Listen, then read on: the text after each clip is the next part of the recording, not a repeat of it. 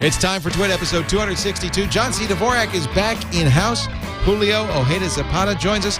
We talk about Google Buzz, Facebook Places, and a bottle of wine. Makes me feel fine. It's all coming up next on This Week in Tech. Netcasts you love. From people you trust. This is TWiT. Audio bandwidth for This Week in Tech is provided by Winamp. Subscribe to TWiT and all your favorite podcasts with the ultimate media player. Download it for free at winamp.com. Video bandwidth for TWiT is provided by CacheFly at CacheFly.com.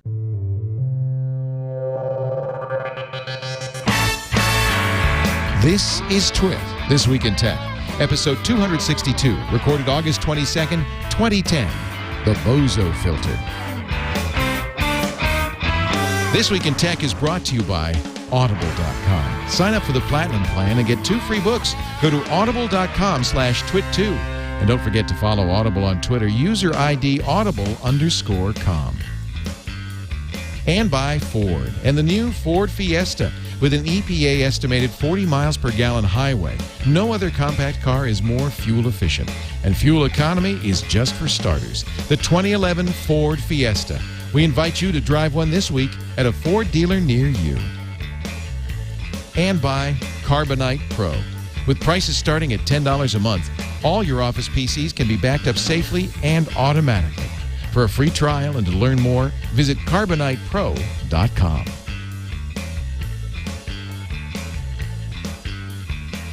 It's time for TWiT This Week in Tech, the show that covers the technical universe, all the news stories. We don't actually gather news. We don't actually report on news. We don't do anything, really, except sit here and read other people's reporting and talk about it. And I've got a perfect cast for that today. Joining me from St. Paul and the St. Paul Pioneer Press, Julio Ojeda-Zapata. It's good to have you back. Thank you. OJEZAP.com. And I haven't had him on in ages, and we've really missed you, John C. Dvorak.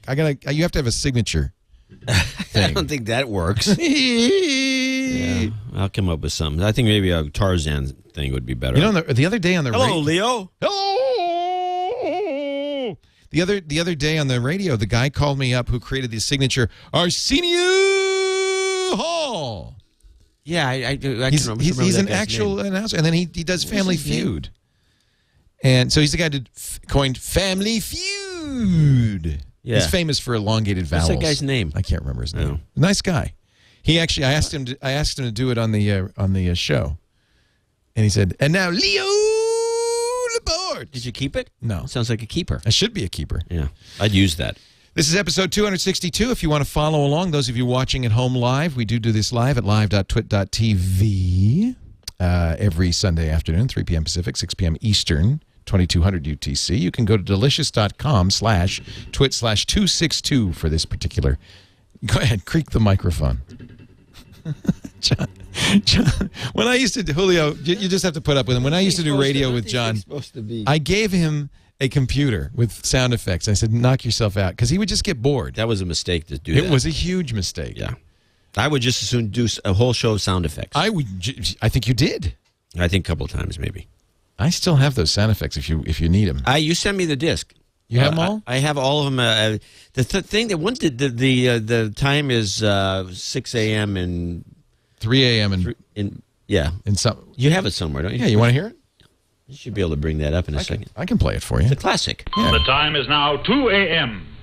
in Bakava, Belgian Congo, This is the long the version. home of the Jungle Telegraph.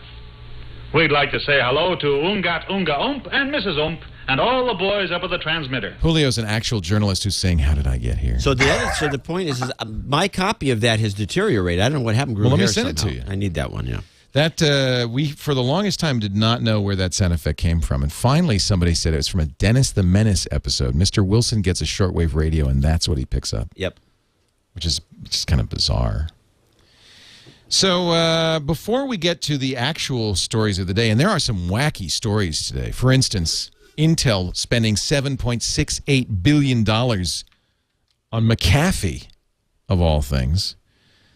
I'm just going to say right now, I'm going to say it right up front, we're just going to get it out of the way. I'm not going to whine about Buzz on this show. I wanted to hear about this. Okay, let me whine about Buzz for a little bit. Wait, my resolution didn't last long, did it? What would you say if you post on Twitter? What would you say if you were posting on Twitter and thinking it was working fine, but for 6 weeks everything you were posting was visible only to you, nobody else? Bozo filter. You think that's what happened? Yeah, that's what it is. Because I was complaining about Verizon, Google. Maybe they put me under the Bozo filter. That could be. That's what it's called. That's what it is. That's what it does. Because I was posting on Buzz. I was seeing it. We used to use a Bozo filter at PCMag.com's forums. So people think they're posting. Yeah, you get a Bozo, and you say, this guy's just driving us crazy. And then you say, okay, I'll put him on the Bozo filter. And they put him on, and his IP, when he posted, no one would see it but him. So you were Bozoed out for some reason. Well, but the thing is, I should have noticed, because normally there'll be some engagement when I post something. There'll be comments, there'll be likes, whatever. You often dozens. There was nothing. It was just dead silence. Yeah. And but I was traveling. I was posting mobily, so I wasn't really paying that much attention. And Friday night, I'm looking at this and thinking, nobody's there. Nobody's seeing what I'm posting. And not only that, I committed myself to Buzz thoroughly. This was Google Buzz that Google did Buzz. this. I put all of my eggs in the Buzz basket, so to speak. And you actually convinced me to put a profile on Buzz based on I heard. I like Buzz. Yeah, so I like the idea. I was in. I like the idea because unlike Twitter, where you can't really have a conversation on Twitter, you can try, but it's not. It's lame. It's not intended for that. Even with messaging, you can't. Yeah, it's really hard. But Buzz, it's threaded. You make a post, somebody can comment. You can. I mean, it worked. So I put a lot of. I really put my heart and soul into that thing. And in fact, this is the thing that really kills me. When I start a show, as I just did now, I would put it on Buzz. I would say the show's starting. You can discuss it here. You can watch it here. And that would automatically go to Twitter. Sure. So I was kind of counting on Buzz to do all this without my knowledge. You did something. You did something to yourself. You must think have I bozoed myself out? There must have been a filter that caught something, and then you got end up on the Bozo filter. Well, then the next thing that happened Did you figure out what it was? Well, I wrote a blog. No, well, here's what happened. I wrote a blog post late last night. I should never write blog posts after midnight. Nobody should. Nobody should. Julio, do you ever write late blog posts that you regret? Oh, absolutely. I think the thing that I regret most is at the end saying, "Screw you, Buzz." But I thought the title was quite clever. Did you found my lipstick? Because I've been looking for that. Yeah, I was wondering what that's doing there. What the hell? Who left their anybody missing? It's one of your. We have females in the studio. Yeah, now. I think it's a little weird. Was leaving. Oh, I think that's Sarah Lane's shade. Let me just put it on my collar. Interesting. All right, so your collar. Let's get a little attention. That's straight out of Mad Men. Do you ever watch that show? Yeah, I'm addicted to it. Me too. Yeah, it's the greatest show. It's funny because Jason has a thing where they synopsize the plot of a show. Yeah, I don't know. It's a Mahalo thing, and I read the synopsis of the plot, and I realized the plot has absolutely nothing to do with the show. The show, you don't watch the show for the plot of Mad Men. Of course not. You watch the show for the silences, the what the hell was that? Last night on Mad Men, don't Sunday. tell me. I haven't seen that. It's not a spoiler. But at the end of the show, it's the last scene of the show. You watch it carefully. There's a little old lady walking down the hall. It's Don Draper's apartment building, walking down the hall, and the guy at the end says, "Did you get any pears?" And she doesn't answer. He says, "Did you get any pears?" She doesn't answer. "Did you get any pears?" And she says, "We'll talk about it inside." And they go in, and that's it. That's it. That's the scene. That's why I love that show. My daughter likes the show. Really? How old is she? 16. That's amazing. That's showing some real taste. Well, she likes the show. Seriously likes the show. She likes the character. She likes the kind of non-action and the development. It's subtle. Yeah. So the thing, the lipstick on the collar, that's very out of the 60s. You know, the ad guy who goes into Manhattan, comes back, has got the lipstick on his collar. That's my wife kind of likes her only because Robert Morse, who was, by the way, in San Francisco last week, and I went and chatted with him. Really? Yeah. He was the star of How to Succeed in Show Business Without Even Trying. He plays one of the characters. He's Sterling. Or is he Cooper? He's one of the two. He's one of the original ad agency guys. He's a real character. Doesn't wear shoes. Yeah, he says that the guy who produced The Sopranos and a bunch of other stuff for HBO was seriously hurt by the fact that HBO wouldn't pick this show up. Well, HBO made a big mistake. Yeah, I think it was the stupidest thing they've done. Best show on television. Julio, you still there? Yeah, we're boring you stiff, Julio. You ever watch TV? So, Leo, I got a question for you. I read your blog post. Yeah, so here's, I'll synopsize it very quickly, which is, okay. I've been posting for 3 weeks, and, okay, Buzz is broken, but that's not the real point. The point is, no one noticed that it wasn't getting published. I didn't even notice. So clearly, this is not my failure or Buzz's failure. This means social media is mindless drivel. Nobody's listening. It's an echo chamber. But here's my question. This is the first time I'm hearing this from the horse's mouth, as it were. I read a couple of stories about this, on other sites. And the gist of those stories is that you're down on social media in general. I can understand the Buzz complaint, but are you extrapolating to social media as a whole? Well, don't you think, now let's be honest. I think the chat room has it right. What do they say? I've been right about this all along. Yeah, John was right, and I hate to admit it. And you know what I really hate? Okay, so I think there's a continuum on the internet between the traditional old way of doing it, which is a blog post, which is what I wrote, where it's your site, people come to your site, participate with you on your site. And then there's the other side of the continuum, which is Twitter, which it's their site. You're posting on their site. It's a public square where everybody's posting at once. And it's cloud. And so, yeah, it's cloud. Well, it's all kind of cloud, but at least I can back up my cloud. Right. So there's the continuum, and it strikes me that neither side is exactly right. You don't want to just post in your own little corner of the world, but nor do you want to just kind of put everything that you do out on somebody else's site where you don't control it, and it basically turns into ephemera because once it scrolls off Twitter, it's dead. It's gone. So I'm wondering if there's something in the middle, and then I'm thinking, oh my God, I hate to admit this. There is something in the middle. It's called Facebook. And God, I can't tell you how much it galls me to admit it. But Facebook is, you've got your own Facebook page, right, which is your thing. When you say you like something, you have a circle of larger, ever-widening circles of friends all the way out from everyone to intimates. You choose who gets to see it. People can interact with you on your page, but when they do it, it shows up on their page, so it's kind of like the public commons. So anyway, Julio, go ahead. What is your reaction to this? So, I'm trying to understand your point, and well, you're not alone.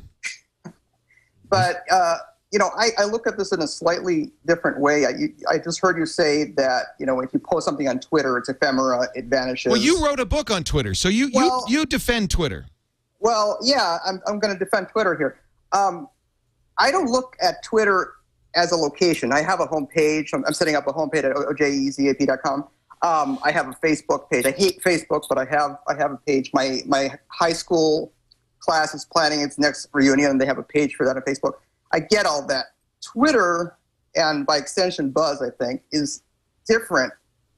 It's not about the place online. You're not sticking a stake in the ground and this is my place on Twitter. That's not really the point. The point is the relationships that you forge, the friendships that you make. Okay, I hear people say that, but do you really forge friendships? Do you really have conversations on Twitter? Let's put aside Buzz, where there actually are threaded conversations. You can't really have a conversation on Twitter, can you? Well, Twitter has been one of the single most rewarding elements of my life in recent years. I can't overstate the fact. Forget that I wrote a book about it. That's not really the point. My personal experience with Twitter has been hugely rewarding. I made profound professional connections, very good friendships. I constantly find people on Twitter that happen to live nearby, that I make a lunch date with them, forge these incredible friendships. It's all about the relationship. If you go to a party, you meet people, you make friends with them. The venue is not important. The party can be anywhere. It's the venue, the location is not the point. The point is the connections you're making with people. And those connections that I've made with people have been amazing. I sound like a big Twitter cheerleader, but it's, as somebody who's married, who has a child, who's got responsibilities at home, I don't have time to go out into the physical world and physically make friends. I just don't have the bandwidth or the time or the ability to do that. Twitter has been an incredible substitute for me, and it's been one of the I can't overstate it. It's been one of the single most rewarding things in my life as of late. I can't decide whether that's good or bad. I met up with a bunch of guys in Portugal using Twitter as a tweet up with a bunch of locals. Yeah, okay. There's some fun. I went out some valuable uses shooting for photographs with some professionals, and we had a good time. I would have never seen these spots in Lisbon if I hadn't been taken around. Yeah, no, I think absolutely, and there's some value to it. I'm not saying it's valueless. I just want to. I have to rethink what its value is, because it isn't really a place to put and create content, is it? Or is it, Julio? Is it? Absolutely not. Okay. Well, maybe I thought it was. I thought it was a microblog, a little blog. No way. Well, let me back up. As a journalist, as a writer, I take enormous pride in crafting a perfect tweet, that haiku-like poetry of writing a tweet. In fact, if I've been known, when I tweet something and I notice a grammatical error, I get frantic. I erase the damn thing and rewrite it. And people get mad at me because they see me tweet twice. But I'm just a perfectionist when it comes to writing tweets, as I am writing anything. But it's not a microblog. You're not publishing content in the traditional sense. That's what your blog is for. That is what Facebook is to a certain extent. Twitter isn't that at all. In fact, I'm not all that bent out of shape about my Twitter's disappearing. Although I hear that Twitter eventually will allow you to sort of go back and get all your tweets and archive them somehow. Right now, it's only 3,500 posts back, I think. Right. But I'm not. I throw tweets out there. It's like having a conversation with somebody at a party. You're not worried about keeping a record of everything you told that person. That's not really the point. It's sort of the end result. All right. All right, that's resolved. So let's move on. So let's find a news article. What's this about Apple's unknown hardware? Where are you looking? Look, somebody just sent this in the chat room. Apple's unknown. Well, read it to us because I don't know. What could Apple's unknown hardware be? A new beta of Apple's iOS mobile software reportedly boasts references to a fourth-generation iPod Touch. So people watch their server logs, and anytime Apple's got a new product or is testing a new operating system, they see on the server logs unusual identification strings, unusual browser agents, things like that, and an unnamed product has started to surface on logs in the last couple of weeks. Now, we're pretty sure Apple's got an event. I think it's official September 8th. But they always do that because they announce new iPods. Well, I'll tell you what it is. I know exactly what it is. Well, I'm assuming that the iPod Touch new version with the nice screen is coming up, but is it going to be what I still think they're going to have to do eventually, which is an Apple TV? It's what it's going to be. You hit the nail. Like a screen. No. Yeah, that's what I'm thinking. You think it's a screen? No. I'll tell you exactly what it is. And I think the rumors have talked about this. They've called it iTV, even though that is not a name Apple has a use of. I don't think they can. Yeah, there's a Rupert Murdoch or something. There's a bunch of iTVs. Yeah, they can't use. But anyway, whatever they call it, it is a slimline box with no storage. It will run iOS 4, the new iPhone operating system, and that's critical. And it will, in my opinion, but Kevin Rose has a great post. In fact, I tried to get Kevin on the show, but he hasn't responded. He's probably climbing a rock. He's busy. He's busy digging. But Kevin says Apple's iTV will change everything, and I agree with him. I think you're going to see this fall. We're going to see two big important announcements: Google TV and Apple TV. Okay, well, tell me why is this going to change anything? Okay, I'll tell you why. Apps. One word, apps. So don't I need a screen? You can hook it up to a screen, but you don't need. But why? Look, I don't want to buy my TV from Apple. I got a TV. Make these roll around. Yeah. Oh, remember what Apple released a couple of weeks ago? The Magic Trackpad. What is that? A Bluetooth wireless trackpad, big enough to make a keyboard if it's on the screen, big enough to pinch, zoom, rotate. It's wireless, so it hooks up to the iTV, which is sitting next to your big screen. So basically, this is going to be a moused TV without a mouse, but it's going to be using the hand. It's going to be a TV with the iPhone interface. Yeah, okay. And apps. And this is why Google TV is important and why in my opinion, why iTV is important. Because if you want to add Hulu to your TV, you just buy the app. You want to add HBO, HBO makes an app. You want to add HBO to your TV, you just buy the app. HBO bypasses the cable company, sells direct to you for a monthly subscription. You can add functionality as simply as downloading an app on your iPhone. This is why Google TV is going to be important too. Julio, you agree? Yeah, in fact, I'll tell you what I did. I got the Magic Trackpad, and I spent about a couple of days, trying to use it as a computer peripheral. Absolutely didn't like it. The mouse is the right device for that.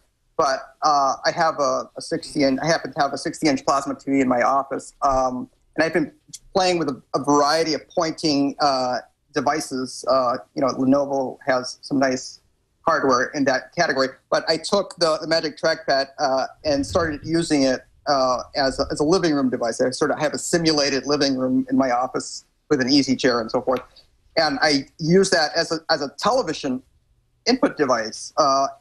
it's absolutely fantastic for that. That is the use for that trackpad. I'm surmising that that's exactly what Apple is thinking. It's what they call the sit back experience as opposed to lean forward. Lean forward's your computer, sit back's your TV. You're sitting at the couch, and so that's a great experiment, Julio. So it worked.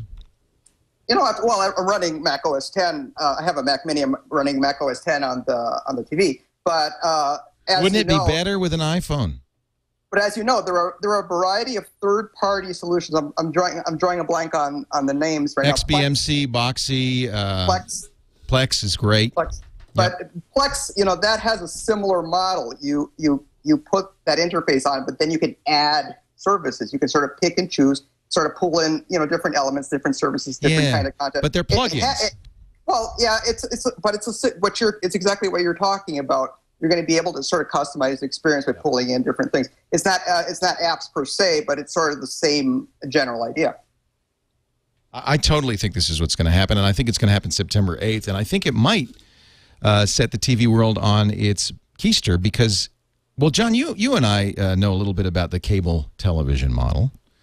And I think we both know that cable companies do not want to be data companies. They want to be premium service companies. They want to make that extra easy money. But we also know that HBO would love to disintermediate and sell directly to us. Well, there's always been the thing that's always fascinated me about some of these business models that start one way where, cable business began as CCTV, which was they were like big. And then all of a sudden they got so much leverage that they could say, hey, by the way, do you want to be on our cable thing? Right. First they were doing them a favor. Right. By spreading their signal. They were begging them. Yeah, begging them. Can we do? And then they said, well, we got like half your audience. Have you ever seen an antenna anymore, buddy? Yeah. And then they said, well, maybe you should give us money to put you on. Exactly. So they did the switcheroo. These companies would love to do the switcheroo back. In other words, you bet. Screw you. Bet. Screw you. I think I remember Will Hurst talking about this with At Home. In fact, remember how he got kind of screwed by the cable companies. Yeah, well, and I think that was when he started. What was the name of it? Was it Moxie Mojo? No, they did Replay TV. Replay, which was one of the whole idea was why should a company like HBO? Why should a company like Warner Brothers even have to deal with HBO? Why shouldn't there be a Warner Brothers app that you pay Warner Brothers directly? And the reason this platform is so successful is because you can add apps. So Warner Brothers can create an iPhone 4 app. There's the store model's already set up, or I think it would work with Google TV as well. The store model's already set up. You say, hey, honey, wouldn't you want to get some movies tonight from Warner Brothers? Let's see what the Warner Brothers. You pay $10 a month, $20 a month, whatever it is. You get Netflix. The Netflix model. It's a Netflix model, and you go direct. In fact, it actually jeopardizes Netflix. It jeopardizes Blockbuster. Yeah, it puts a lot of people in jeopardy. Now, the thing that's interesting about this idea is that I don't think they won't have the guts to take it to the extreme. Which is what you can. If you go to C-band, those old-fashioned big giant dishes. They have 4D TV now, which is HD coming across, which is really 4K. 4D? No, the thing is called. I think it's called 4D TV, which refers to classic HD. Oh, okay. And you get a really good HD signal. Oh, it's not. It's less compressed. Yeah. Yeah. And what's cool about it is you can find a bunch of programs out there where you can go to somebody's website and subscribe to HBO for one movie. Yes. And you pay the guy like 50 cents. That's exactly it. And you're on HBO, or you get 24 hours of HBO for $1 instead of $30 a month. And so I want HBO on Friday because I'm going to watch the It's movies. on demand. Because why am I paying? And I ask you get a lot of crap. You just want Mad Men. Why are you paying for the rest? You just want why am I paying for HBO, Showtime, and all this that I watch one movie a month? Right. I should just pay for the movie. Now, here's the problem. How do we get this data? We get this data through Comcast, through Verizon, through companies that really don't want to be bit pumps. They want to sell TV shows. They want to sell cable. They want to sell movies. They're going to have to give up on the idea. So what happens? How do they push back? Is this why you're seeing this Google-Verizon deal? They're going to have to buy some of these other operations. I think that's why Comcast wants to own a network. They're going to say, look, we're going to have to get out of this bit. We'll be the pipe, but we still like the content business, so let's just buy some content companies and just give up on the idea of just stealing money. Julio, are content providers in the driver's seat here? Well, not necessarily. There's been some talk, some recent news about Verizon sort of getting into app development. So I'm sorry, I'm referring to Comcast. So I can very well see Comcast developing an app that will give people the same content that Comcast now provides on its. It has a web-based service where you can access a great deal of the content that's also available on your television set. So they're halfway there. All they have to do is provide the app that sort of replicates that laptop web experience. So I fully expect Comcast to play along with this. They've got to figure out a new business model. I think it's interesting if they become content creators. Ultimately, this is good for content creators, right? What you buy is you buy a pipe, then you buy an iTV or a Google TV that lets you access that pipe, search for content, buy it directly from the content creator. And if the content creator is really sharp, this is why Hulu is going to have a big IPO. They're going to go public any day now, right? Yeah. They're going to have a huge IPO because this is the play. I have Hulu Plus right now on my iPad. It's ridiculous. It's $10 a month to watch TV shows. It doesn't make a lot of sense on an iPad, but it does make a huge amount of sense when you're thinking this is maybe on an iTV. A lot of people under the age of 26. That's how they watch TV. My son doesn't it? He just refuses. No, why should I do that? I got a video screen. What do I need to, this other stuff for? Well, you know who the real competition, of course, is BitTorrent, because your son's smart enough to get this stuff for free. My 12-year-old son discovered the Netflix app, and shortly thereafter, I introduced him to Doctor Who. Oh, you must be very happy. I'm very, very, very happy. My son made a Dalek out of Legos and the whole thing. Oh my God! But here's the thing: my son said, "Oh, Doctor Who," and then he went to Comcast On Demand, and they had like 5 episodes. It's like, okay, I'm done. But then he got on the Netflix app and worked his way through all the recent era Doctor Who episodes. He got obsessed. And he watched them all in the span of 2 weeks. That is the kind of user that is going to really thrive with this new model. Well, and that's of course who all these companies are building for. They're not building for us. They're building for our kids. They don't care about us. We're out of the... J.C. Wayne said, well, if that's the case, why does Hulu keep fighting all the people like BoxyBox who are trying to put it on their device? I'll tell you why. Because they want to put it... They want to charge you for the app, and they want to charge you rental. They want to control it. Yeah. They don't want just a connection to the website. They want to control it. All right, we're going to take a break and come back with more. John C. Dvorak is here. Thank you, John, for the bottle of Leoville wine. You're conceding a little early. I gave up on the idea of, and besides that, if I didn't bring that in, I probably would have drunk it and then reneged on the bet. John and I, Julio, had a bet.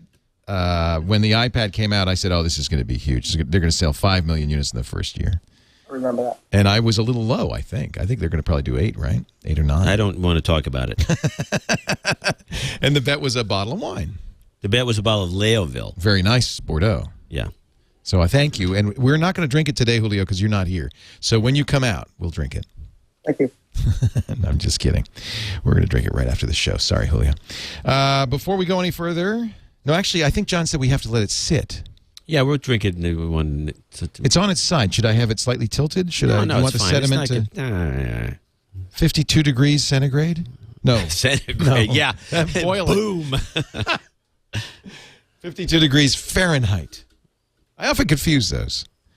And right now I want to talk a little bit about our friends at Ford and the great Ford Fiesta. Have you seen a Fiesta yet? They're really, you can't miss them. Actually, they're pretty nice. They're really cute little cars. They're not that little. They're pretty... No, inside they feel great. I sat in the back seat. I don't think it's that small of a car. It's a compact car. What would you estimate the mileage on that thing? Just guess. 80? 80 miles to the gallon. No, come on, stop it. Really, honestly. It's I would a gas just say engine. 32. 40 miles a gallon highway. 409 miles, the distance between L.A. and San Francisco, in a single tank of gas, John. Yeah, I want you to make that drive. And, I will. I will. You know what? I will. When we were in Dearborn at the Ford test track, they were showing me the auto park feature of the Flex, and they had set it up so that there were cars all around. I heard the story. And I ran into the Fiesta. You banged into it. Pretty hard. Didn't the guy tell you got to have your foot on the brake? He didn't tell me that after it parks, you might want to either turn it off or put your foot on the brake because, of course, the car will continue on in idle. But I wasn't paying attention, so boom! I hit the Fiesta. This is a big, heavy Flex. It's the Fiesta, not a scratch. That's more miles per gallon highway than the Toyota Yaris, and it could save you up to $182 a year in gas over the Honda Civic. Now, you know about engines, John, so you know what this means. It's a Duratec engine, 1.6 liter Duratec i4 engine. That's good, huh? I don't know what that is. I actually like the SHO engine that's in the... That's the EcoBoost. Yeah, that's the engine. That thing, you hit the pedal, boom. That is a rocket ship. The front strut suspension is McPherson struts. But this isn't the Fiesta. Front sway bar, it's a twist beam rear suspension. I mean, it really handles beautifully. It's very peppy. I want you to check out the new 2011 Ford Fiesta with its best-in-class fuel efficiency, its incredible performance and handling, and I think a really good-looking interior and exterior design you want to see for yourself. They're just into the Ford dealers right now. So head on out.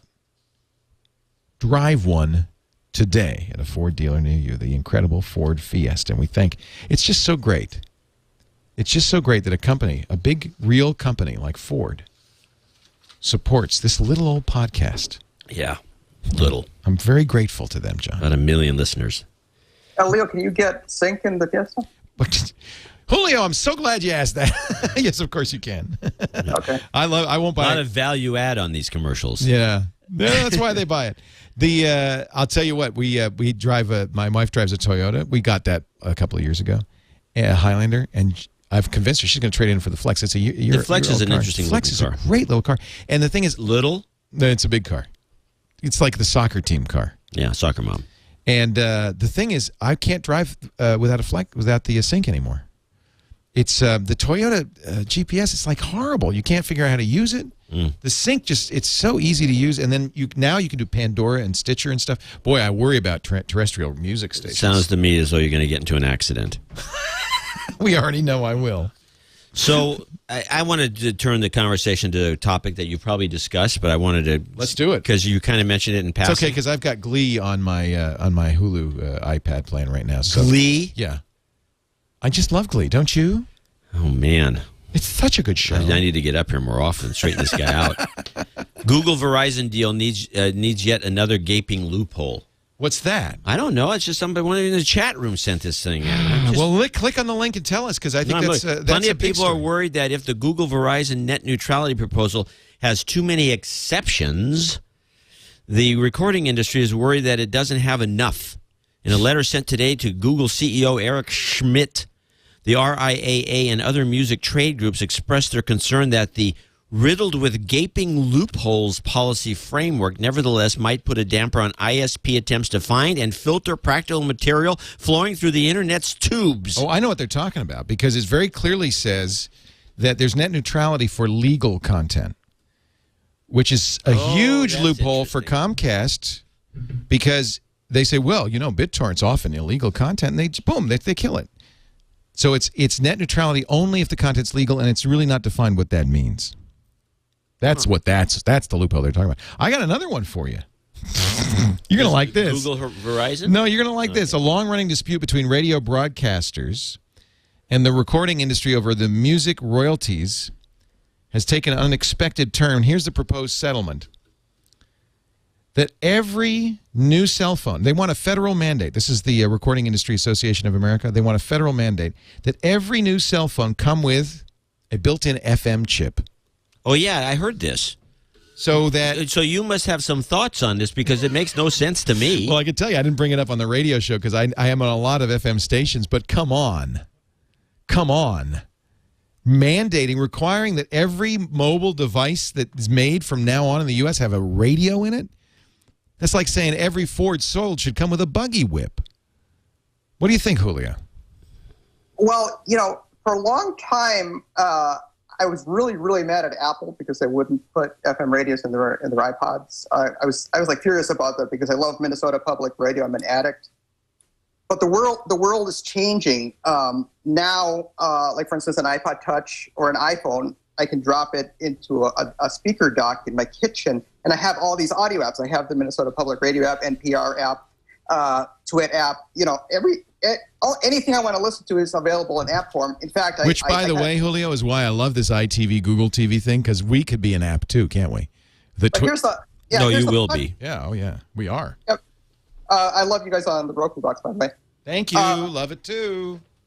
But here's the punchline is I noticed it suddenly dawned on me the other day, the speaker dock that I was using in the kitchen has an FM radio, which I could have very well tuned to Minnesota Public Radio, but I was listening to Minnesota Public Radio in app form, I had, sort of trained myself to sort of leave the whole radio thing behind and sort of go into the app future. And so I'm a complete convert in this regard. And so this FM radio requirement proposal just strikes me as ludicrous. Oh, yeah. Well, try, the NPR app. Who's behind it? Do we have any idea? Yeah, the RIAA. Now, Gary But Shapiro. why? Because they want to save radio.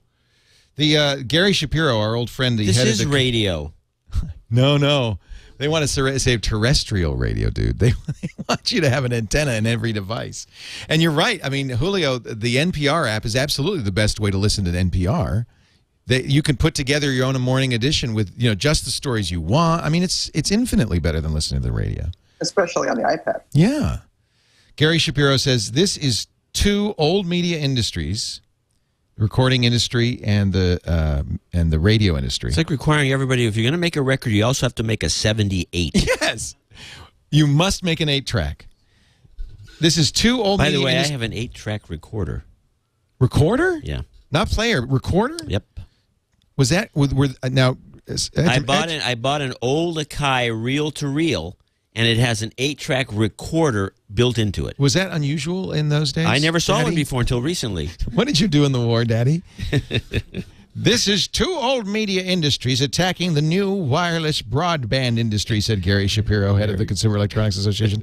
This is a battle that doesn't involve us. We don't think Congress should accept a backroom deal on... I sound like Marty Frickert. On how an iPhone should be designed. Sorry, Gary. We think consumers should choose, and companies should choose. Gary's a good guy on this. I know, on he's these the good issues. guy on this. Yeah, well, he absolutely. doesn't make it sound like an old fart. He is an old fart, but he's a good old fart. Okay, well, there you go. Gary, I tried Gary.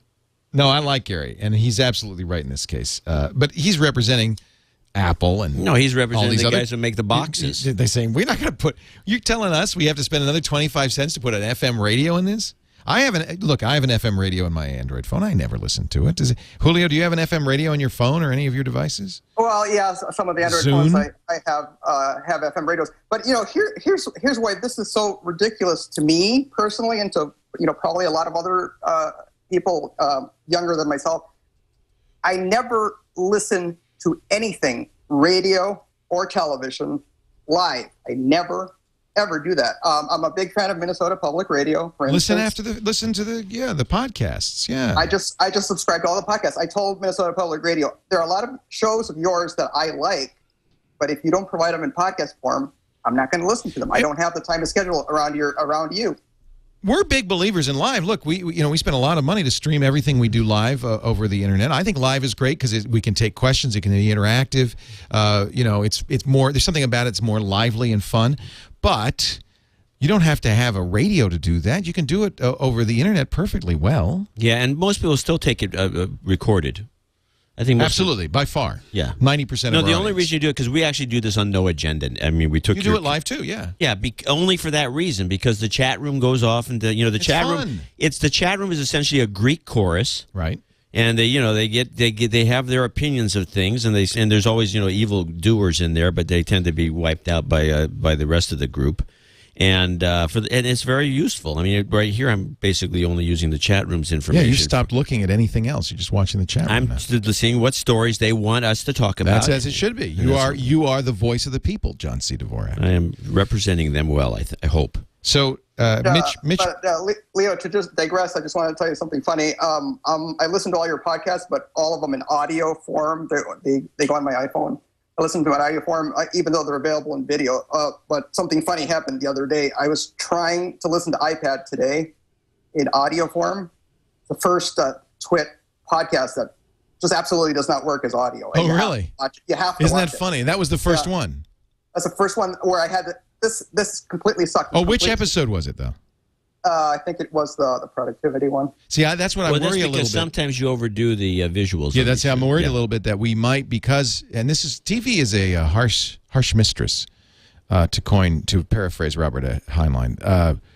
The pictures start taking over the ideas. They start taking over the words, and that isn't what I want.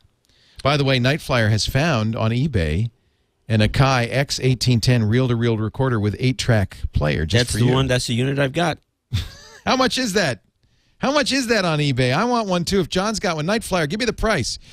So Mitch Bainwall who is the chief executive of the Recording Industry Association of America, says, now he's the guy who should talk like Marty Frickert. Nothing is locked down yet, but we're on the precipice of an historic breakthrough. He said an historic breakthrough, by the way. Which you don't have to do. No, in fact, it's optional. But you can say it. I say an historic. Yeah, I do too. But apparently I'm an prehistoric person because it's... nowadays it's considered a gauche. Or to say an historic? Or an anachronism. It's an anachronism, yeah. I asked Grammar Girl. She said, Grammar, no, you shouldn't do it. She would say no. She'd say a historic. But it's hard for me to say a historic. I like an historic. It sounds better. An historic breakthrough. I remember when piano rolls were about to eat our lunch. I think there's no way. There's no $50 shipping, $150 for this Akai. Yeah. That's a good deal, John. I could make my own 8-tracks. Should we? Okay. Wouldn't that be cool? I'd like to ask the TWiT audience. You got to buy the blank 8-tracks. That's the hard part. Would you like TWiT to be available in 8-track form? I think it's about There's probably time. a couple old guys out there. Yeah, that's an idea. I have an old Lincoln. My question is, would we distribute more versions on 8-track or Ogg Vorbis? Probably 8-track. 8-track would beat Ogg Vorbis, just barely. You have to do Edison cylinders, too. Oh, yeah. There you go. Poor Ogg Vorbis. Yeah, everybody says they want the 8-track. This is an example of why sometimes it's not good to ask your audience what they want. Because they'll say things like, oh, no, we'd listen on 8-track. Yeah, you wouldn't sell one. Oh, yeah. You could charge us $15 a month for that. All right, let's take a break. John, find another story from the chat room, would you? Now there's, something good, chat room. Chat room, we're asking you for the it's all on you now. And while I talk about our friends at Carbonite and Carbonite Pro, which is an example of a company listening to its consumers, its users, and saying, hey, there's something we could do here. So Carbonite is, I've talked about it before, it's that online backup. It's automatic. You put it on your Mac or your PC. It automatically backs up to the cloud using AES 256-bit encryption, 128-bit SSL. It's always there. You can get to your backup from any machine, anywhere you log on to your Carbonite account. They even have an Apple iPhone and a BlackBerry app for free. So, you got a backup. You can look at it on your iPhone. You can access it. So everybody loves Carbonite, the consumer version. Carbonite started talking to its customers, and they found out that literally hundreds of thousands of their Carbonite consumer customers were small businesses, saying there's nothing equivalent in business. This is such a good solution. We're going to kind of misuse it in business.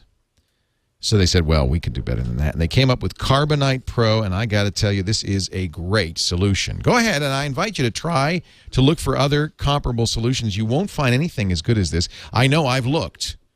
I was sitting with Ken last week, and we were saying, what are some... No, that's too expensive. No, that won't do it. No. Carbonite is amazing. Here's the deal. Go right now to carbonitepro.com. You just sign up for free for 30 days. You'll really get a sense of what it can do. Now, the way Carbonite Pro works is there's a centralized dashboard. It's Windows only right now, I should say, for this, which is probably fine for small business at this point. A Mac version is on the way, I promise you. But right now, for your Windows machine. So you get a copy for every machine in your office, however many machines you've got. You have a centralized dashboard so you can see which machines are backed up, which aren't. Here's a nice thing. Your users, your employees can restore anytime they want. So they don't have to make that, that perp walk down to the IT department. I erased my spreadsheet. Can you get it back for me? They can do it themselves. And as I said, they can do it from any computer. They log on. Now, here's the beauty. You don't pay a per-seat license. You just pay for the storage you use. There's no setup fee, no hardware to buy, no training. You just install Carbonite, and you're done. It just starts backing up. Very affordable, too. I'll give you some examples. 20 gigabytes to 50 gigabytes is $25 a month. That means if you had 10 users, 5 gigabytes each, $25 a month. That's all. The prices are great. The software is great. It works so well. I highly recommend you try it, and you can try it free for a month. Just go to carbonitepro.com. You don't have to use any offer code. They'll know TWiT sent you. Your data is secure, it's encrypted, it's private, and it's always, always safe. Just imagine what it would cost if you lost all your data. Would you still be in business tomorrow if you did? I know we wouldn't. CarbonitePro.com. We thank them for their support of This Week in Tech. John C. Dvorak is here, channeldvorak.com. He's also the host with Adam Curry, who we did invite to be on this show about 3 minutes before we started. He's buying a car. He thinks you hate him. I don't like him, but he can be on the show. No, I like Adam. You know where Adam and I went a little bad? That whole Callie Lewis thing. But now that he hates Callie, it's okay. No, you know, I'm the only one who still likes Callie, apparently. I love Callie. Callie and I never had a problem. So Callie did a post in which she said, you're the one who began this because of your political inclinations. No. Yes. Callie tweets, I can't believe, and it turns out it wasn't Callie, it was Neil, her husband, but Callie was very loyal and never said this. She could have thrown Neil to the wolves, just like Apple could throw ATT to the wolves, but they didn't. She didn't. Neil posted, I can't believe anybody believes this hoax of global warming. And I said, well, I don't, you could dispute whether it's man-made or not, but I don't think it's a hoax. And I think that you could, so I posted this on our blog, just a comment on our blog. And you know who stirred the pot? Your friend and mine, Adam Curry, who started playing clips of me from the show. He really wanted to get it revved up, and I just ignored it, and it went away. Well, you apparently didn't. Well, I remembered it. See, I don't forget anything. Any slight, anytime you hurt me, I will. You have a long memory, sneak evil up memory. Behind you. And do that thing with the knees. Knee you right there and knock you over. That's very Puerto Rican of you, Leo. Now, wait a minute. Just want you to know, Julio is Puerto Rican, so he can say that. He can say whatever he wants. Okay, so everybody, like 3 or 4 people sent this one thing in. Virgil Mobile USA Unlimited Prepaid Mobile Broadband. Yeah, people are excited about this. So you can get a MiFi. I see it's the mobile broadband for You can get a MiFi from Virgin. They're Sprint, by the way. They're Sprint. Who's Sprint? Virgin Mobile is Sprint. They're using the Sprint network. Yeah, they're MVNO. But they're not owned by Sprint. No, they are owned by Sprint. I think Sprint. Sprint bought the majority share from Richard Branson of Virgin Mobile. Virgin was originally not They're Sprint. owned by Sprint, yes. Yeah. Okay, so the chat room agrees. It was an MVNO. Sprint bought out Richard not too long, maybe a year ago. No, I didn't. I missed it. In any event, well, I did too. It doesn't matter. The only reason I know that is somebody in the chat room told me that once years ago. So, here's the deal. You get that MiFi card. We all love the MiFi card. Normally, $60 a month from Verizon, $60 a month from Sprint, $40 from Virgin Mobile. And if it's the same as the other Virgin Mobile stuff, I think it's no contract. It's month to month. Is it month to month, chat room? That's what it sounds like on this article. That's a good deal. But you know what I prefer, and I think it's really the way to go, is using an Android phone to tether. I only pay $20 a month to Verizon for tethering the Droid X, and that turns this into a Wi-Fi access spot. So I got rid of my That's Wi-Fi. That's an HTC? What is that? This is the Motorola Droid X. Have you I seen haven't the Droid? seen that. No. Baby, it's sweet. This is the one you moved to? This is your latest, greatest? That's my phone. So you dropped the Nexus 1. I still have like a hot potato. I like the Nexus 1. If that thing ran... this thing is huge, but it's light. It's huge, but it's light. And yeah, it's Julio, light. are you okay? Did you fall over, sir? Oh, he's getting his. What are you using, Julio? Wait a minute. He's going to get the headphones back on. He doesn't know we're watching him. This is interesting. So what do you went and got your phone, Julio? Hello? Julio. Earth to Julio. Yeah, I'm here. Sorry. Did you get your phone? Stepped away for a moment. Yeah, we were watching, but was that to get your phone or just because you had to go bathroom? Well, I wanted to, since you mentioned Verizon. I thought so. What are you using? Is that the Droid 2? Is that the Droid 2? Show it to the camera. There we go. Looks just like the Droid 1. The keyboard is night and day improvement. The keyboard on the Droid 1 was completely unusable. The keyboard on the Droid 2 has more texture to it. Oh, that's good. I can really, really fly on the thing. It has a refined appearance. They did away with the little trackpad, the little dial thing that they had on the right of the old keyboard. It's not a quantum leap over the Droid 1, but it's an incremental improvement that actually makes the thing fully usable. Well, now, it comes with between the physical keyboard and the on-screen keyboard, where with the original Droid, I never used the physical keyboard. Right. No, I'm with you on that. I hated that one. So why doesn't it do a thing? Wasn't it? I turned that off. I don't like that. He's saying, why doesn't it rotate? Never and I just turned that off. No. It does it, but I just turned it off because it confuses me. Sometimes it's sideways. So it's 2.2. It's the latest version of Android. So you can tether it. It's a gigahertz processor in there, right? So you got this thing. So you can tether this. No, I'm not talking about that. I'm talking about Julio's phone. That one's 2.1 still. Oh, you haven't gotten to 2.2. No. Yeah, the Droid 2 is 2.2. Yeah, 2.2 is a huge improvement. No, they say any day now for the Droid X. I love that phone. And look, I got little fishes. Yeah, it's kind of creepy, actually. I got an aquarium in there. Aquarium Scroll over and you can feed the fish. You want to feed the fish? Okay, now tap the top of the screen there. A couple of times, a little fish food will come down, and the fish will go eat it. Oh, yeah. Yeah, pretty cool. Huh? Look, see, they're all eating. It's ridiculous. I mean, this is the problem with America today. Come on, admit it, John. You love that. You don't have to do that. Well, no, do you use a live wallpaper, Julio? Yeah, I love the Galaxy. Yeah, that's a pretty one. That's the stars going by. Yeah. This one is a paid thing. It's called Aquarium. How many screens you got on this thing? Well, I'm using a different launcher. It's called Launcher Pro. Gives me 7. Oh. But that's actually, as you can see, I'm not filling them up because no, they're all empty. Yeah.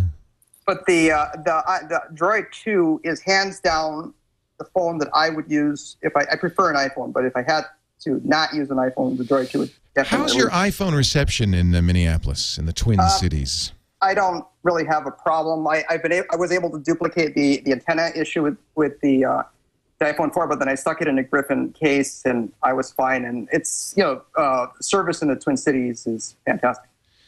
You know, they're reporting, ironically, that the Droid 2 is having the same kind of dropped calls and antenna gate style attenuation on the phone. I don't know if that's true. This is coming from Mobile Crunch, but that's pretty funny if it does. You haven't seen that? I haven't been able to duplicate it. It's a nice phone. Look, Android is now. Google announced last week that they are now installing 200,000 Android phones a day. This scanner is extremely quick. Yeah. This is a nice phone. I just scanned this thing. Yeah, Fezzorama. Yeah. Interesting. 200,000 is a day. That's 1.4 million a week. And if my math is correct, that's over 5 million a month. New Android phones. There's an interesting new Android angle that has sort of come up recently. Android phones are starting to filter into the prepaid space. You mentioned Virgin a little while ago. Boost Mobile and I think one or two other of the prepaid carriers are starting to carry Android phones and BlackBerries as well. That's interesting. And it's very interesting. They're not really great Android phones. They use an old version of the operating system. They're a little clunky to use. But prepaid, used to be associated with really crappy phones. That's starting to really not be the case. Yeah. All right. Now, in another story. Yeah. I love your sense of timing, my friend. So, did you see, what's your thoughts on this crazy story about the virus got into the computer and the airplane crashed, or we didn't have the record of you know about that story? No. Right? Oh. Are you talking about Deepwater? No, this recent thing where they just said McAfee, one of these virus companies, there's some MD-11 crashed recently. You don't know anything about it. Okay, never mind. We can skip that. I can read it. Is this something I might have heard on No Agenda with Adam Curry? Well, we did talk about it, but somebody brought it up in this topic here. Were there black helicopters anywhere involved in it? No, but a saucer came in and the Greys walked out. So, by the way, I didn't finish this. Adam is welcome on the show anytime. Okay. That's all he wants me to do. He says, you've got to beg Leo to let me on. Why would he want to be on? He says he's got some points to make, and he wants to plug. And he wants to actually. You know what the real reason is? What? He wants to plug his app. What is his? Oh, yeah, the application app. Yeah, that's a really good idea. It's an app show in an application. There's another example of how apps are great for content. No, creators. that's really the only reason. He doesn't care about. He doesn't give a damn. You can come in and just have him plug his app, and then he. I don't know. Look, you got to sing for your supper, John. You can't just come in here, plug something. Whatever I do, I'm digging myself into a hole here. I'm just telling you, Adam wants to do the show. So the Span Air Flight 5022 crashed moments after taking off from Madrid-Barajas International Airport in 2008. 154 souls lost. New documents from an investigation into the incident are showing, this is according to MSNBC, that a malware infection may have been to blame. No wonder, now I understand why Intel paid $7.68 billion for McAfee. Yeah. According to the investigation, the computer system used to monitor technical problems on the plane was infected with a Trojan. As a result, you shouldn't use Windows right there. There's the problem. Well, that is the problem there. As a result, there were no alerts or warnings for 3 technical issues, which, had they been detected, may have prevented the plane from taking off. The investigation is still not complete, and authorities are trying to determine just how the malware got into the computer system in question. Wow, that is quite a story. Yeah, it's a weird story. But it's a ground computer, by the way, not a plane-based computer. Right. Now, let's go back and discuss the issue with why Intel bought McAfee. I've been saying for $7+ billion or almost $8 billion, when you get to the B's, 7.68 billion, that's 6.68 doesn't sound like it, but that's $680 million. So let's not, this is cash. This isn't even stock. $7.680 million for a washed up antivirus company? That's why I'm asking you. What do you think? I think. But why did they do it? They're goofballs. But why? They're goofballs. Isn't that the right answer? That's the reason that Intel does everything. Intel, correct me if I'm wrong. What do they sell? Chips. Yeah. Do they sell software? Not that I know of. No. Do they sell computers? Maybe some development machines. Yeah, but no. Really, what they do is they sell chips to people who sell computers. Yeah. They don't sell software. They don't bundle software. You don't get a copy of McAfee when you get a Core 2 Duo. We will now. Julio? Could they build an antivirus into the chip? Well, that's entirely possible. But my reaction to this story was essentially, good riddance. I can't recall the last time I installed a Norton or a McAfee security suite on my computer. Windows Security Essentials, which is absolutely free, is more than sufficient. And so this is a big number, and it has some interesting implications. But it's just it's irrelevant to me. I don't really care about McAfee or Norton anymore. Well, it's bizarre that they would buy. Go ahead and get that while I give you this word from Answers.com. McAfee is pronounced McAfee. Yeah, McAfee. Thank you. Well, you looked it up because I said McAfee. And you said it right. No, somebody in the chat room said, just so you know. It's not McAfee. No, it's always been McAfee. McAfee's claim to fame, and I think he's a marketing genius for this, was to create a newsletter and a subsystem to promote the idea that you're going to be attacked by viruses. This is before they became popular, and this was after Peter Norton said there's no such thing as a computer virus, if you recall that. And they're just unimportant. And McAfee started doing this newsletter. It was called there was some security newsletter, and nobody was selling antivirus software at the time. So he rolled out the stuff with all these crazy viruses that these kids were mostly developing for old DOS machines. And the next thing you know, there was a couple of outbreaks. Some crazy things happened where people's hard disks were erased, because in those days the deal was you erased a hard disk. And the next thing you know, That's right. Yeah, that was our day. Yeah. And the next thing you know, he's got an antivirus software company, and he's a billionaire. I mean, I just thought this was the way to do it. He created the market for viruses, promoted it, and then sold the antidote. He was a programmer at NASA's Institute for Space Studies in New York City, went to UNIVAC as a software designer, later Xerox as an operating system architect. He joined in 1978 Computer Sciences Corporation. This is from his bio on Wikipedia, which we know is authoritative. Absolutely true. As a software consultant. Later, while employed by Lockheed in the 1980s. See, John, we could have done this. We would have been contenders. He received a copy of the Pakistani brain computer virus, a very early virus, and wrote the first antivirus software. He used the shareware business model, was one of the first to do so. In 1989, as recently as 1989, he quit Lockheed and began working full-time at his company, McAfee Associates, which he operated from his home in Santa Clara, California. So there you go. Now, when Intel bought it last week, it was doing $2 billion a year in revenue. So it means it's worth $2 billion, actually, maybe 4. What is the multiple? 1 year, 2 years? 1. Really? But for a growth company, it could be 2. It could be up to 10. But for a business like that, you got to figure antivirus is not on the upswing. 2 years especially max. Since Microsoft offering free antivirus. I have no idea why they paid so much. It's bizarre. McAfee's in August 2009, the New York Times reported that McAfee's personal fortune had declined. He was worth $100 million, but the effect of the global financial crisis and recession, he's only worth $4 million now. Oh, really? Yeah. Huh. That's sad. It happens. But anyway, Peter Norton's got a whole museum. Yeah, Peter. Well, Peter became a he did a real good deal, and he's always been an art collector. Yeah, an art guy. And so he was collecting before he even sold his company. If you were Intel and you were running around with $7.68 billion burning a hole in your pocket, what would you spend it on? I would buy you out, Leo. You know what? They could have given me just the point. The point. Just the 0.768 I would have taken. I don't know why they paid so much. That's why I think hell are there's they something thinking? behind this. They have a patent. There's some screwball. It's got to be thing. more than we know. There's something in the background lurking, and Intel now owns it, and they're going to leverage it. That's the only thing I can think of. I do also think that the operating system is no longer the vector for viruses. I think that both Apple and Microsoft have pretty much figured out how to lock down the OS. Yeah, we're still seeing exploits, but virus authors are moving on to either third-party software like Flash, Adobe Reader, or I think the future, young man, go mobile, young man. The future for malware is going to be on these little devices. Yeah, I'm waiting. I can't believe we haven't seen a big malware attack. It's going to happen soon. You agree, Julio? Sooner or later, yeah.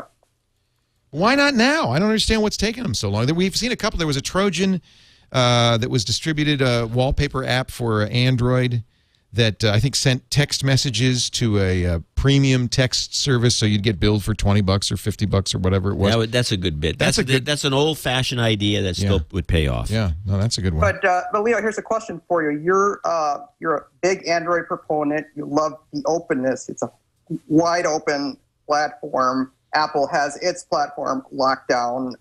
It takes very great care in what it allows into its ecosystem. My question to you is, doesn't that make Android more vulnerable? Oh, that was such a softball. I want to thank you, Julio Ojeda-Zapata, for making my life easy. Just throw me a softball.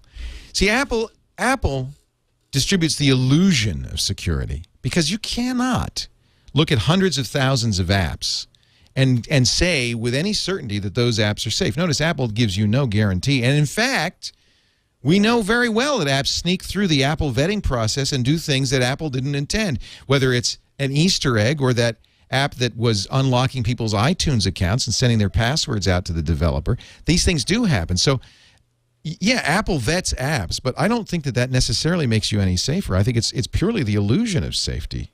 I mean, truly, do you think Apple can find every bit of malware in every program it looks at? Is the Camera Plus situation, is that perfect example? Yeah, there were a lot of, there was a flashlight program that had tethering, would enable tethering if you knew the Easter egg. That was a good one. That stuff sneaks by all the time. You cannot, unless you're looking at the source code, and even then it takes real expertise. You cannot truthfully certify that an app does everything that it says it does and nothing that it doesn't say. You can't. So I don't think that gives you any security. It's just a matter of time before somebody writes. And if you writes can do that nasty execution thing that we saw with the, let's jailbreak. Well, exactly. That shows you the thing is wide open for abuse. Now, Apple has patched that, of course. The 4.02 patched it, but you're right. I'm sure there are others. So another story that's floating around seems to be something about Google the movie. Yeah, that's just a joke. Oh, is it? Now, we can talk about the social network. That's the Facebook movie that's coming out next month. Yeah. And apparently Mark Zuckerberg is not happy. Well, why would he be? Elliot Schrage, the director of communications at Facebook, saw the movie and said, we don't like it. I'm sure they don't. What are they going to... Well, then wait a minute now, though. Normally, Hollywood, won't they make a deal with the public figure that they're going to cover? I mean, I guess, Richard Not Nixon... If it's based on a book. Yeah, well, does a book get you off the hook? Yep. It does. Yeah, if you're true to the book, they have to sue the book. I don't know. I think that would be worth watching. So you saw the trailer, the original, the trailer for The Social Network, right? The Facebook movie. You've seen that, right, John? No. Have you not? I haven't seen it. Oh, okay. Well, okay. So in order to set up this Twitter movie, we've got to set it up with the Facebook one. So let me show you the Facebook. You mean the Google movie? I don't know about the Google one. There's a Twitter one. What's the Google? This is a new meme. Let's get back to the Hitler movies. This is a new meme. This is replacing Hitler because the Hitler thing you can't do anymore. So this is the new meme is to make a parody of the Social Network trailer. So in order to understand the parody, you've got to see so let me play the trailer if I can find it here for the Social Network, which I'm excited about. I think it's going to be good. I don't know. You don't think so? Yeah, I doubt it. All right. This is the Social Network. This is the upcoming movie written by Aaron Sorkin, by the way, about Facebook. And I'll read you any subtitles. Already sounds like a Sorkin movie. Yeah, you can hear it. Yeah. It's like the West Wing.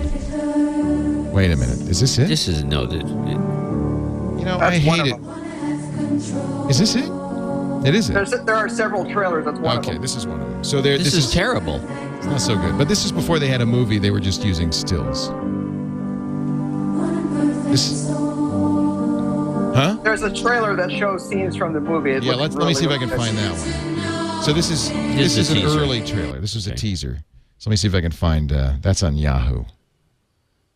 You can probably go to Apple's website. Apple has all of these, don't they? Yep. Full trailer for Facebook movie The Social Network hits the web. All right, let's see this one. This is from TechCrunch. TechCrunch would never lie to us, would they? No, just like the Wiki. All right, here we go. This is the theatrical trailer. The terror trailer. Go full screen on this one. I'm my own producer, so I tell myself what to do. Go full screen, Leah. If this is the same thing, I'm going to be mad. It's definitely the TechCrunch line. It looks like the same damn thing. All right, I don't want to hear this lame music anymore. Okay, never mind. But there's a trailer of the Zuckerberg character, sitting at a large table with university officials, I think they are, and just being a snotty ass. He says, "What don't you understand?" Yeah. Looks like a really good movie. So here is the Twitter. Somebody made a parody version. This is Twitter, the movie. I don't care if it was. Twitter, what's happening? My hair is sad today. Here's Floyd. My computer's being a fart butt right now. Per 47. Totally forgot what I was going to type. Oh, now I remember. Nope, lost it again. The Dallas Cowboys just asked me out. Kim Kardashian. Whoever threw that water bottle at me, I forgive you. Justin Bieber. I wonder what Matt's doing right now. Ben Affleck. My dad just died. Dancing with the Stars finale starts in 5 minutes. Just left my wife and kids. Woot! I need to create a way to blog that is as random and incoherent as writing on a bathroom wall. Why? Because normal blogging is tedious and dumb and leads to fully formed ideas. People want to have narcissistic conversations with total strangers about the everyday minutia of their lives. Why not build them a service that does that? Twitter restricts you to only 140 words per post? Characters. 140 characters. They're saying that Twitter is nothing but a bunch of idiots. I love it that he looks like Kevin Rose. He looks just like him. It's hilarious. Is it true? The fail whale is showing up. What is the fail whale? Why do you always go limp when we have fights? If you put TW in front of any word, it makes it infinitely cool. Check this out. Hey, can I get a Twisky? Twisky. I didn't ask for twatter. If Twitter was as useless and as boring as they say, then somebody would have tweeted it. Your retweets would have seriously confused all of my followers. Our followers. You're being accused of intentionally dumbing down the internet. Hashtags. And enabling individuals to annoy their friends without any consequences. Call 911. Do they have a Twitter? As for the charges, I would like to respond with the next public tweet. The baby just pooped. Hashtag turtler. I'm sorry? Yes, I don't understand. What you just said is completely idiotic. exactly. That's the point. It's Now, cute. I wish they didn't call it the Twit Network, but other than that, Yeah, really. Jeez. I'll give him that. Oh, maybe it'll actually help the business. Nothing can help the business at this point. So here's another one. Let's move on. Google buys visual shopping engine like.com. Yeah, this is I know these guys. RIA made a really powerful engine. They were up in Toronto. We interviewed them on Call for Help.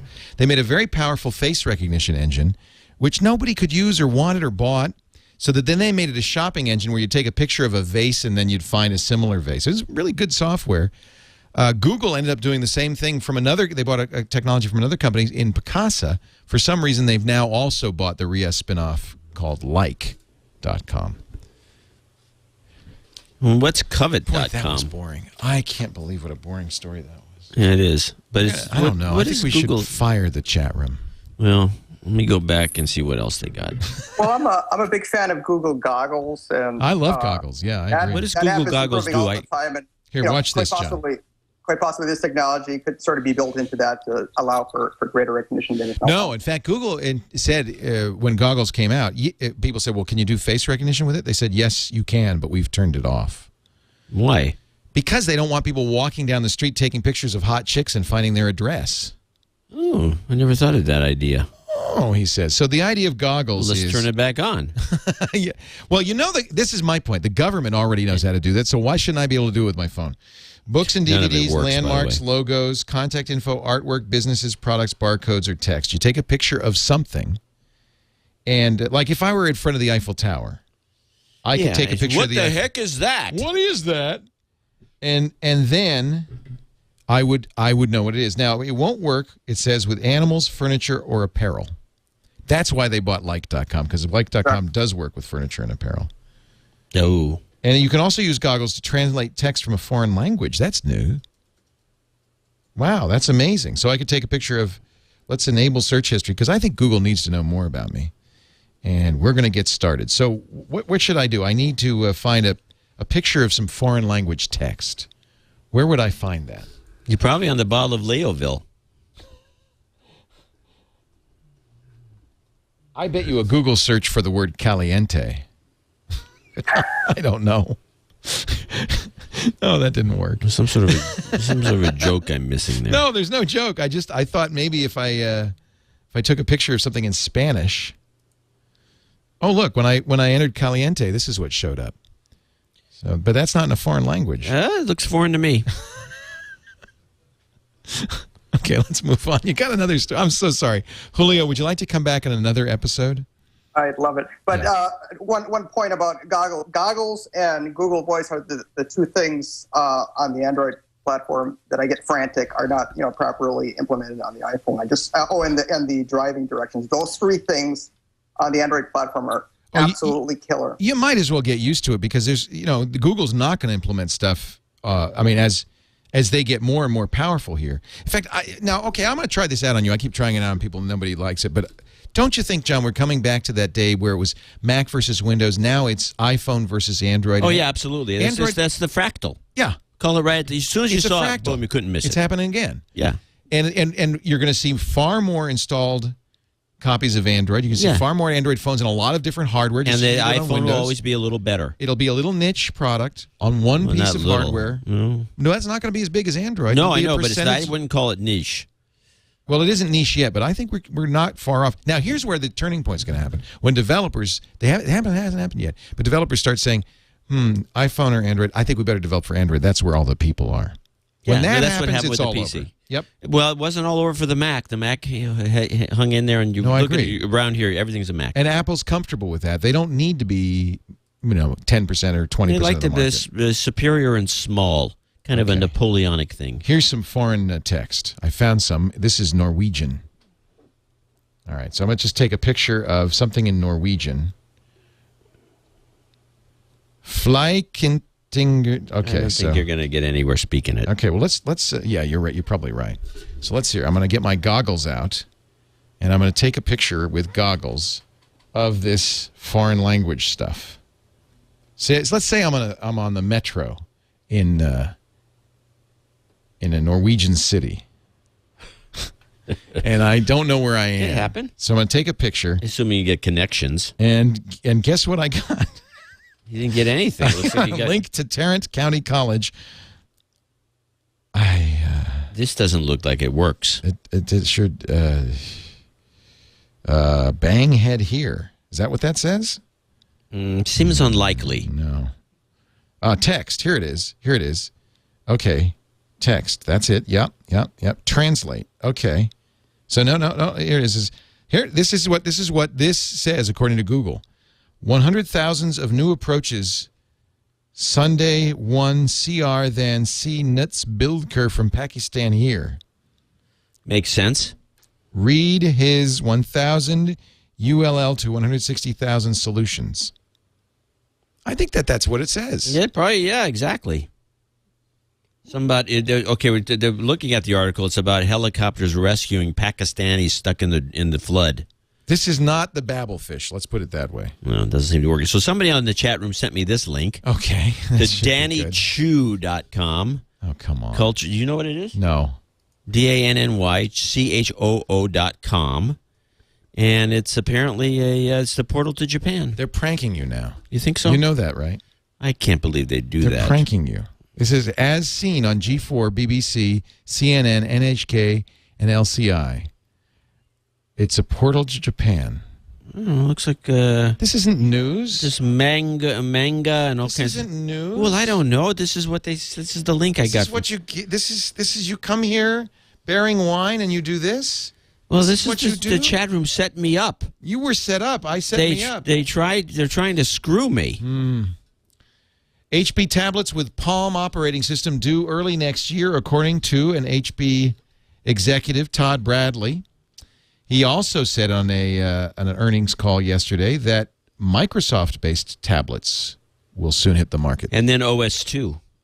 They're going to do. They're going to take every dead end they can find, and they're headed in that direction. But do you think don't you think it's a little after the horse is out of the barn? Why do a Palm OS? Well, they own it.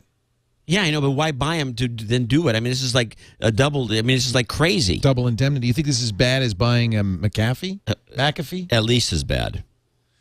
So, do you think that come Christmas time we're going to see hundreds of tablets on the market? Best Buy thinks so. I don't think there's going to be as many as everybody likes to believe. I don't think that there's a market there.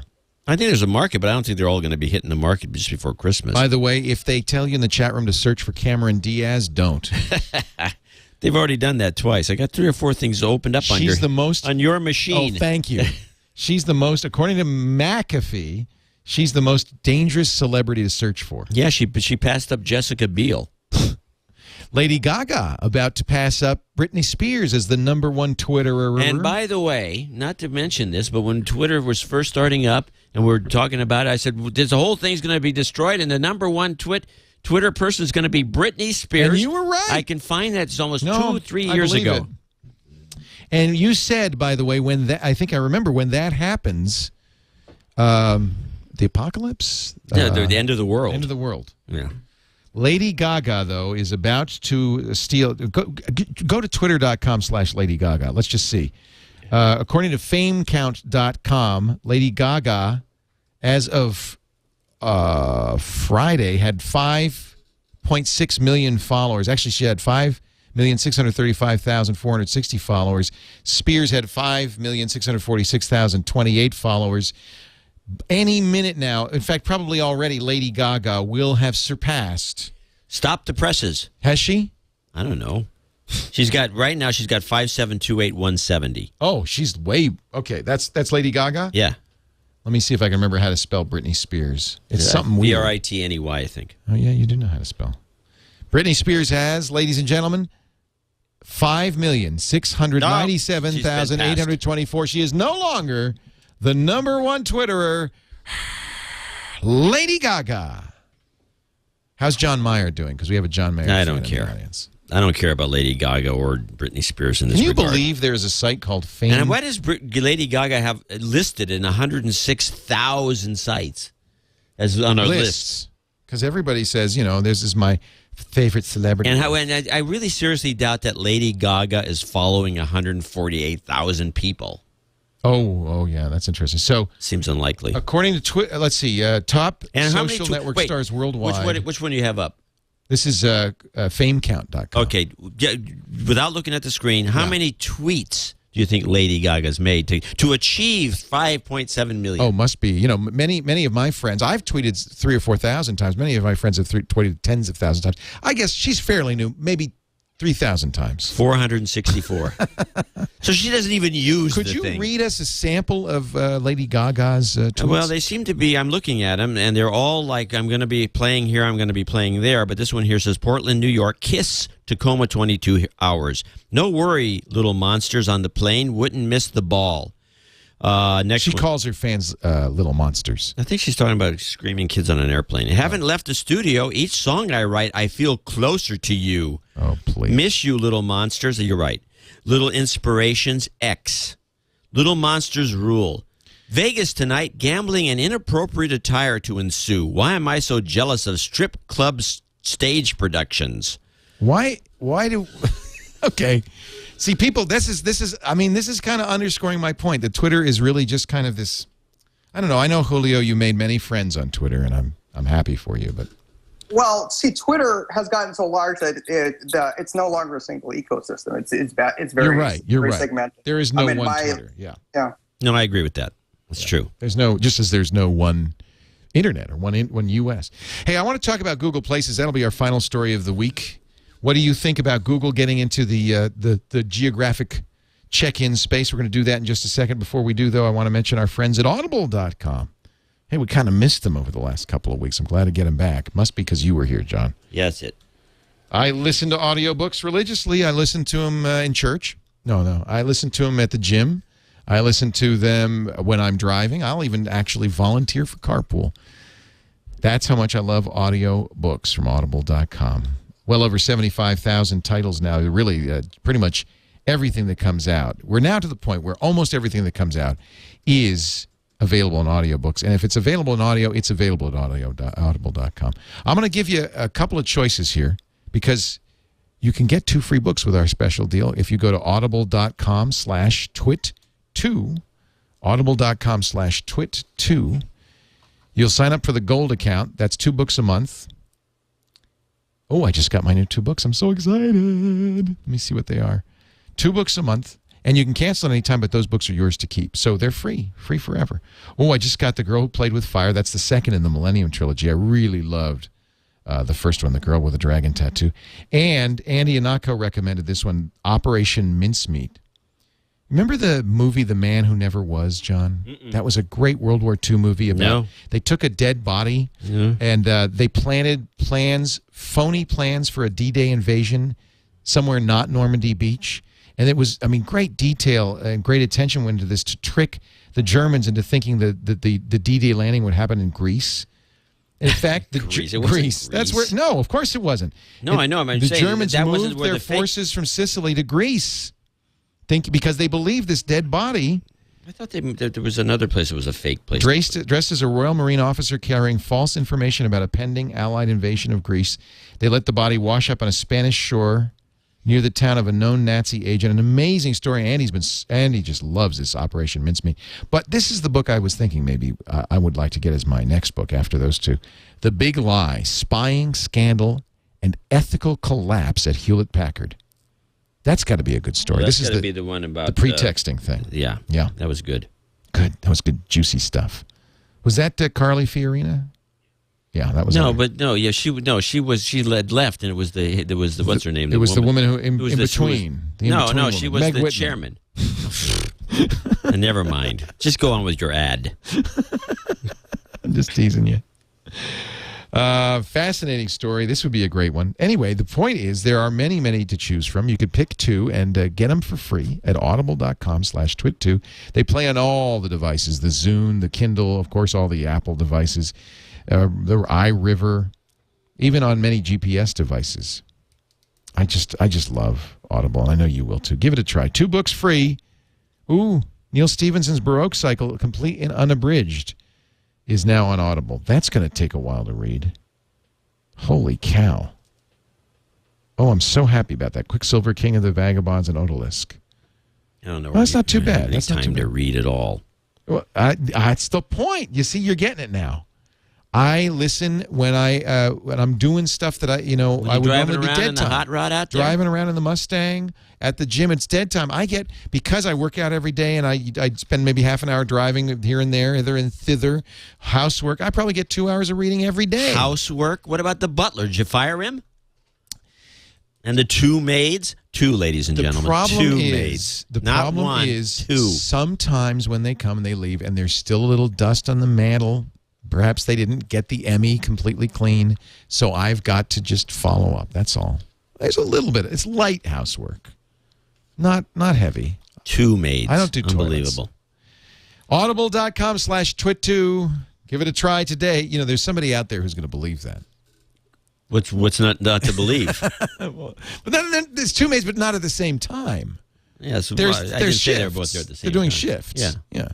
Well, the house gets dirty 24/7. But it's the butler that gets me. Look, somebody's got to hang up my clothes, press my paper, things like that. I guess he's more of a valet. You really don't want a wrinkled newspaper, John. When you wake up in the morning and it's a beautiful day, and the butler, and his name isn't Jeeves, it's Hector or something, but I call him Jeeves just because it's easier to remember because they change. So I just call them all Jeeves. When Jeeves comes in with a breakfast tray and he says, "Good morning, sir," and my paper is there, freshly pressed. There's just nothing like it. Yeah, well, you lead the life. The life of Bertie Wooster. Audible.com/twit2. We knows you're going to loves it. Now, I actually rejoined Facebook just so I could do this story. What, Google? We're talking about Google Places. Facebook Places. Okay, Facebook Places. Now, so what's... Google's got Latitude. And then there's the other one. Foursquare. And Whirl. And Whirl. And Gowalla. And MyTown. So I had a long chat with the Whirl guy. What? Yeah, I mean... Holden. These guys have to be quaking in their boots. Holden doesn't think so. He thinks that these guys are all doing everything wrong. This is just like... I like his energy. When IBM released the PC in 1981 and Apple took out the full-page ad saying... classic. Welcome, IBM. Seriously, we're glad to have you in the biz. This is the classic line. Oh, it validates our business model. That means you're going to be out of business in a year. Yeah, well, we'll see. Don't you think Facebook with all of this is just going to dominate? Well, Facebook has an edge. I think we should be talking to the Attorney General. They have too much of an edge, you're saying. What do you think, Julio? Are you going to now? Do you use any of these check-in programs? I like these in theory, but I'm a forgetful person, and I'll always go to a restaurant, have my meal, leave, and then go. No, I forgot to check in. Oh, so you would like this new one, foodspotting.com. Yeah. Where you would like this too, John. You take, if you have had a particularly delicious meal, or you're about to have a particularly delicious meal, you snap a photo of it and you post it, and you get. I think when you join, you get 5 nom-noms. What? Yeah, I'm going for this one. So here's Facebook Places. If you have you have to have an iPhone to use Facebook Places. If you do, and you've got the latest version of the Facebook app, you'll see this new icon. It's slowly being rolled out for everybody. But here's what you'll get: you click it. Your friends' check-ins will be there. Your check-in, you just press check-in. You say where you are. It's very much like Foursquare. Here's one thing that is a little different, and I think is a little creepy. I can check in, but I can also say, oh, and I'm not alone. This guy is with me also. And I can add him to the check-in. So in other words, I can check in. Your buddy. My buddy. Yeah, great. That's great for privacy. Don't you think that's a little weird? There was an interesting article about that in I think it was in New York Times. I can't remember which newspaper, but somebody wrote an essay, an opinion piece, about how she was at a restaurant. She checked in, and then she went ahead, before her dining companions arrived, she went ahead and checked in all of them. And then when they arrived, they say, she told them, hey, I checked you in. And she didn't expect any objection because all of her friends are big Foursquare users and so on and so forth. Her friends unanimously were pissed at her. How could you possibly do that? Now, I think you get a warning. I think I just checked in, for instance, Adrian Lamo into the TWiT cottage. He's not here, but I just checked him in. I think Adrian would then get a warning on his Facebook saying, Leo checked you in. Is that right? But I'm not sure. And this is the problem with Facebook. It's kind of Byzantine, all the different settings and so forth. I thought, and it looked to me like it was an opt-in thing in general, that if you didn't opt into places, you wouldn't be using it. But I've been told by a number of people that no, they were in fact already opted in. They had to opt out. So once again, Facebook is kind of toying with these privacy settings. I'm not sure. Patricia they opt Dunn, you in, but they keep it to the only friends setting. So I could change the settings to make it be broader. All right. But you said, is Facebook going to crush Foursquare? I would make an analogy. The iPad was supposed to crush the Kindle. I think that's an apt analogy. And we should point out that Foursquare had more signups the day after Places came out than it ever had before. It validated their business model. But I have to think in the long run, isn't everybody except me on Facebook? Well, I'm on Facebook now too, aren't I? I'm not. You're not? I left Facebook, but I realize I'm at a disadvantage covering things like this because I kind of have to have it. It's funny. You don't. Well, I have to try it. I won't. No. Nope. No. See, it says I checked in at TWiT Cottage. This is just another time waster. It is. I hate it. Yeah. I don't really. What's really interesting about Facebook, though, my high school class in Puerto Rico every 4 years has a reunion. 4 years ago, when we were planning a reunion, I and a fellow classmate who also happens to be called Julio, the two Julio geeks of the class, we built a website for the reunion. It's very interesting. 4 years later, that whole thing is pointless because all the planning, all the interactions are being done on Facebook, on a Facebook page. Yeah, so there is this strong incentive that if you don't participate, it's like not having an answering machine, John. I haven't had an answering machine for decades. And in fact, good friends of mine from my high school class, they say, "Oh, did you see those new pictures that we put on the class page?" And I loathe Facebook, and so I visit it as little as possible. But I feel this obligation, this pressure to sort of keep up with the class page. I refuse. Yeah. I'm looking for places information in this settings, and I don't. Yeah, you're baffled. Oh, yeah, here it is. Places I check into. So you could say everyone, friends of friends, friends only, or customize. Oh, let's customize it. I can say make this visible to everyone except not John C. Dvorak. There you go. So you can actually add people to say negatively, hide it from these people. That's interesting. So if you're being stalked or something like that, you could say, everybody. Or a hitman's out to kill you. Right. You say everybody but the mafia. So okay.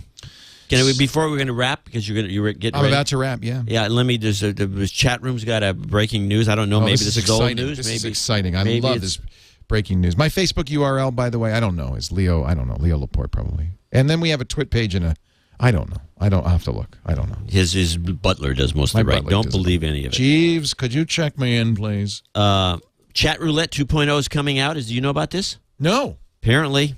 This is breaking news. Stop the press. How could you get better than 1.0? Really, seriously, what would you do to make? Let me. I've never done Chat Roulette. Oh, let's do it for John right now. What could possibly go wrong? People in the background never are done laughing. it? Why are people laughing? I don't get it. What's it's so really funny? simple. Oh, it says the experiment is over.